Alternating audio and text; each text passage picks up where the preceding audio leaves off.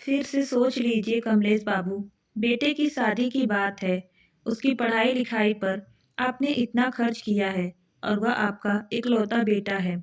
यह लोग बहुत गरीब हैं और आठवीं संतान है।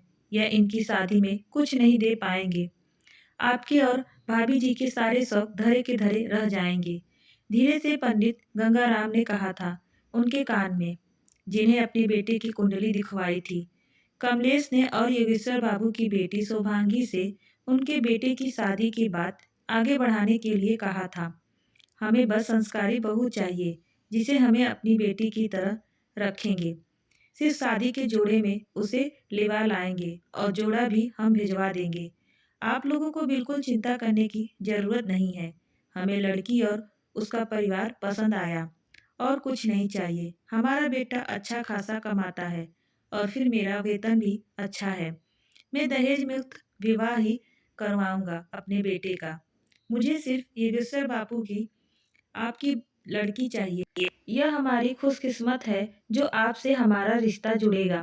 पर आप तो हमें शर्मिंदा कर रहे हैं। अपनी बेटी की शादी का जोड़ा तो हम बनवा ही सकते हैं। बस कन्यादान के लिए सोने के सिक्के का इंतजाम करना मुश्किल होगा। कोई जरूरत नहीं है आपको सोना दान करने की। आपकी बेटी ही सोना है। आप बस उसका हाथ मेरे बेटे के हाथ में दे दीजिए। योगेश्वर बाबू अपनी बेटी सौभांगी का रिश्ता कमलेश के बेटे वैभव से तय करके अपनी बेटी की किस्मत पर नाच कर रहे थे। मेरी बेटी बहुत ही किस्मत वाली है जो खुद चलकर इतना अच्छा रिश्ता उसके लिए आया। उन्हें अपनी बेटी के विवाह की चिंता सता रही थी।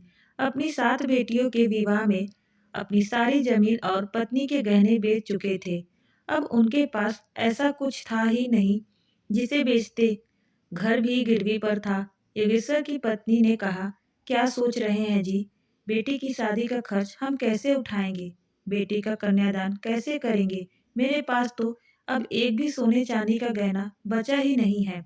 घर आकर जब योगेश्वर ने अपनी पत्नी को बताया तो उन्होंने अपनी सारी परंपरा के अनुसार बेटी के विवाह में सोने का कन्यादान का चिंता सताने लगी। अपने गले में काले मोती का माला को निहारने लगी थी। वह अपने इस मोतियों के माला में लगा सोने का वे लॉकेट भी तो उसने पिछले वर्ष ही अपनी 7वीं बेटी की शादी में दे दिया था। शुभांगी की माँ वे लोग ही सारा खर्च उठाने को तैयार हैं। बस लाल जोड़े का इंतजाम करना होगा। बहुत बड़ा घर है, शहर में उनका और बड़े लोग हैं। कमलेश बाबू, उनका दिल भी उतना ही बड़ा है। घमंड तो छूकर नहीं गया है। वह तो शादी का जोड़ा ही शुभांगी के लिए खरीदने को तैयार है, जिसे पहनकर वह शादी के मंडप पर बैठे। पर मैंने ही मना कर दिया। इतना तो हमें करना ही होगा। हाँ, मैं खुद उसके लिए साड़ी तैयार करूंगी। कुछ पैसे जोड़ रखे हैं, उससे आज ही लाल साड़ी और गोटे किनारी ले आऊंगी। पर गिन्नी कहाँ से लाएंगे? सोना खरीदने की हमारी औकात अब कहाँ है? तू वो सब चिंता छोड़, बस शादी की तैयारी शुरू कर। रात भर योगेश्वर बाबू अपनी टूटी हुई खपड़ेल की छत को निहारता रहा। गरीब के घर की बेटियां की किस्मत ऊपर वाला अच्छा ही लिख कर भेजता है। भगवान की दया से सभी बेटियों की शादी अच्छे घर में हो गई। बस सबसे छोटी बेटी शुभांगी की चिंता भी दूर कर दी। वंश बढ़ाने के लिए बेटे की लालसा में एक के बाद एक 8 बेटियां योगेश्वर के आंगन की रौनक बढ़ाने लगी। बेटियों की शादी का दहेज सोचकर ही डर जाया करता था। जैसे तैसे 7 बेटियों का विवाह तो करवा दिया। अब सबसे छोटी बेटी शुभांगी का कन्यादान बाकी था। खाली हाथ कैसे कन्यादान दूंगा? उस सदियों से पीढ़ी दर पीढ़ी प्रथा चली आ रही थी। बेटी का हाथ जमाई के हाथ में देते समय उसके हाथ में गिन्नी यानी सोने का सिक्का देने की उनकी नजर मंदिर में रखे गुल्लक पर पड़ी, जिसमें वह कभी कभार 1-2 रुपए का सिक्का डाल देता था। मन ही मन में हिसाब लगाया, 500 रुपए से ज्यादा तो हो ही गए होंगे। वे बिस्तर से उठा और गुल्लक तोड़कर पैसे गिनने लगा।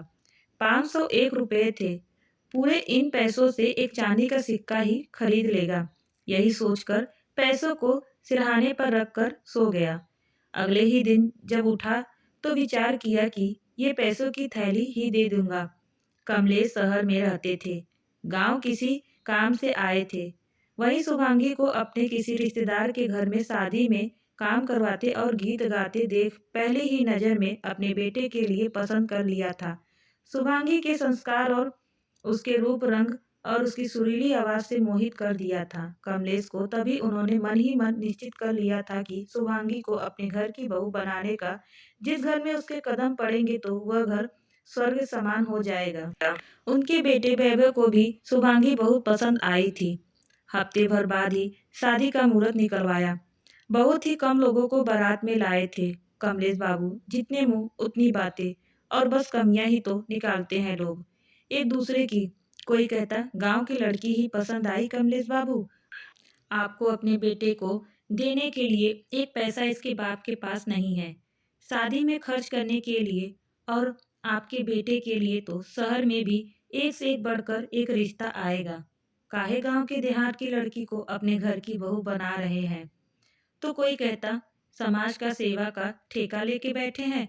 कमलेश बाबू एक कान से सुनते, उनकी बातें निकाल देते और बिना किसी प्रतिक्रिया के उनकी किसी भी बात पर ध्यान ही नहीं देते। शादी का पूरा खर्च उन्होंने उठाया। जब कन्यादान का समय आया तो योगेश्वर बाबू ने वे 500 के एक सिक्कों से कन्यादान करना चाहा तो कमलेश जी ने उनमें से एक 8 सिक्के ही रखे। आपकी 8वीं संतान मेरे घर की पहली बहू है। हमें सिर्फ आपकी बेटी चाहिए। आप बाकी के सिक्कों को रख लीजिए। लोग क्या कहेंगे, सोने के सिक्के का तो इंतजाम नहीं कर पाया, पर यह 500 से एक तो रख लीजिए। अपनी पगड़ी उतारते हुए योगेश्वर बाबूजी ने बोले। बड़े प्यार से कमलेश ने उनके सिर पर पगड़ी पहनाई और उन 8 सिक्कों को अपने माथे से लगा लिया। कहने दीजिए लोगों को, मुझे फर्क नहीं पड़ता। मैं अनमोल खजाना, आपकी घर की लक्ष्मी अपने घर ले जा रहा हूँ। खुशी के आंसू लुढ़क आए थे योगेश्वर बाबू की आंखों में। बेटी का कन्यादान संपन्न हुआ। उन 8 सिक्कों से बाकी के सारे सिक्के पंडित गंगाराम जी को थमाते हुए कमलेश बोले, दान दक्षिणा की चिंता मत कीजिएगा। और अपनी तरफ से भी उन्होंने पैसों की गठित पंडित जी के हाथ में थमा दी। उन 8 सिक्कों को लाल कपड़े में बांधकर अपनी जेब में ऐसे रखा जैसे कोई बहुत बड़ा खजाना उनके हाथ लग गया हो। शुभांगी को बहू बनाकर लाए और अपनी बेटी की तरह मानने लगे। शुभांगी भी अपने सास ससुर की सेवा बड़े मन से करती हुई अपनी किस्मत पर नाच करती। दोस्तों, यह थी आज की एक छोटी सी कहानी।